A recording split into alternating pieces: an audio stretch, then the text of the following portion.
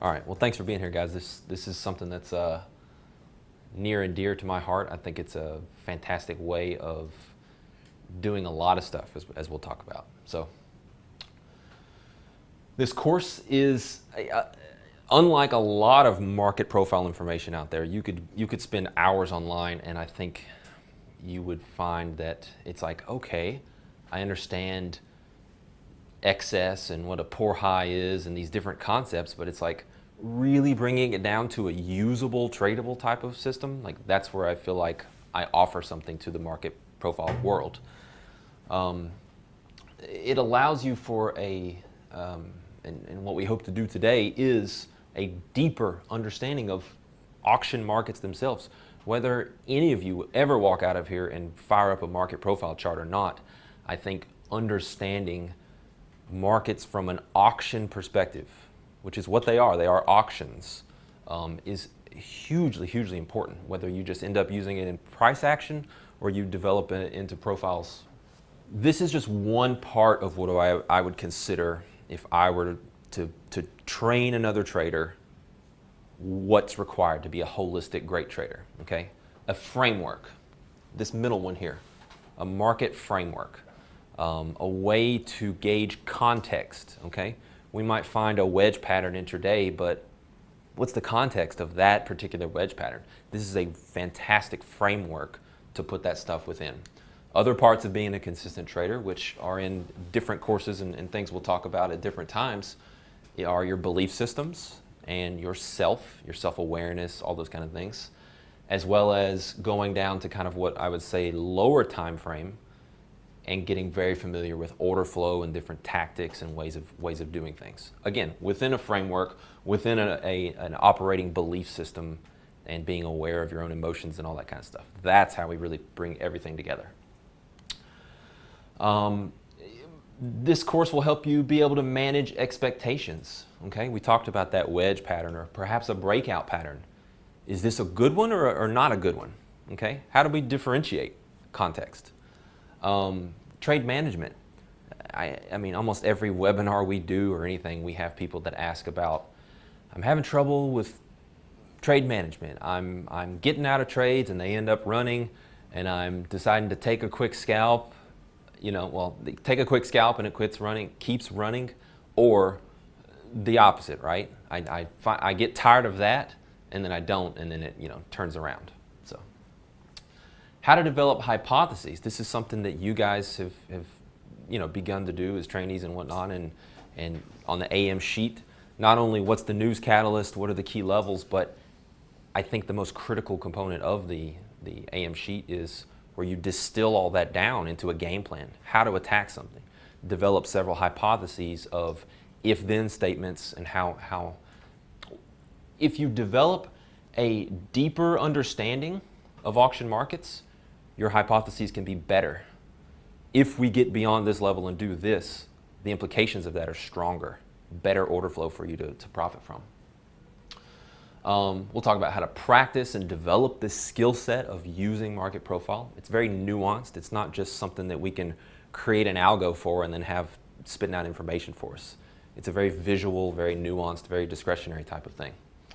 And then I believe next week, Beliefs in Psychology with Dr. Steenberg. It's always a critical component of trading well.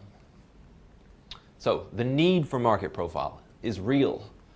Most people start out, maybe people at home watching this video, probably all of us when we first started, unless we just came straight to SMB, which most of us didn't. We find the secret indicator, right? We find the combination of this period moving average and this RSI. Oh man, I'm going to crush it, right? That's typically the beginning stages of finding success and looking for success in trading. Worse yet, even looking outside of market-generated information. Going to CNBC and predictions and thinking this fundamental or that fundamental and whatnot. And that can be fine for investing, but we're traders. We need to be right, and we need to time that trade perfectly, so to speak. We really need to focus on actual market-generated information. not where this mathematical derivation of where two moving averages are relative to each other, which would be something like MACD, right? That's something that's just derived from some moving averages. We're going to look at learning the language of the market, of the participants of the market, and be able to determine what it's telling us, what the current condition is, all these kind of things. Risk reward is something that gets tossed around very, very loosely in the trading world. We can create risk reward out of thin air, so to speak. I could pull up a chart right now. I could say, okay, here's my risk, it's 10 cents. Here's my reward, it's 30 cents. That's 3-to-1, baby, right? But how good is that, right? We need to know the real structure, the real dynamic of market movement, which is what we can learn from auction market theory and market profile. One of the really cool things about this is that it's product and time frame agnostic. Doesn't matter. You could be a portfolio manager and you could have yearly profiles up and looking at how that's developing year to year for massively long-term decisions. It works across the spectrum. So Jim Dalton, one of the founding fathers of market profile, talks about self-understanding and market understanding. You combine those and that's how we achieve mastery.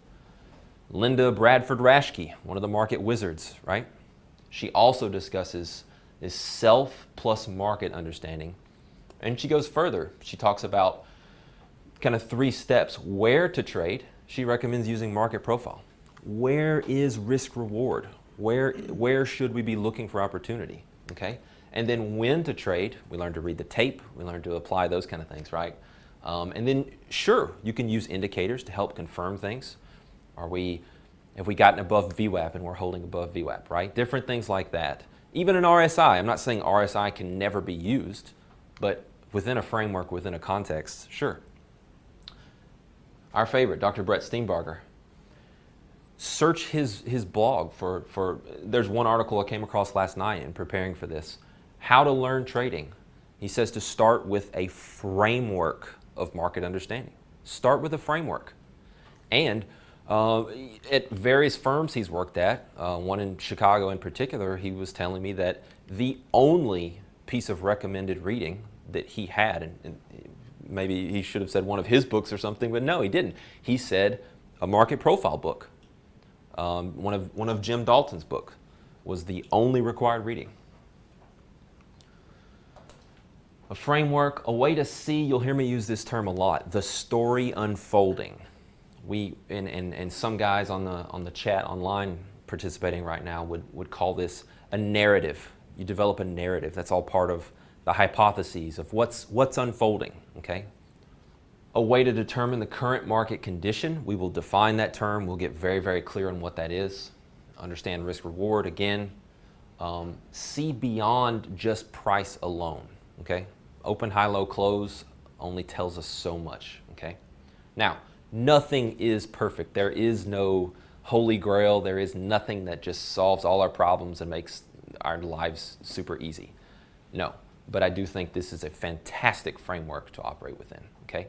All we can, at any point in time, a different news event could come out, a huge trader somewhere, a fund could have to liquidate due to some kind of redemptions or whatever, and it can change the dynamic of a market that you could have perfectly analyzed with whatever you're using. It can change like that and you're wrong in your trade. That's the kind of randomness that we deal with in markets, and we'll never get around that. So today I want to cover points 1 and 2 here as it relates to market profile specifically. We're going to talk about auction market theory, and we are going to talk about the basics of market profile. Tomorrow we're going to start constructing composite profiles, which is really where the magic is at. And then the following day we're going to talk about market dynamics, the study of markets, how they move in relation to all this stuff.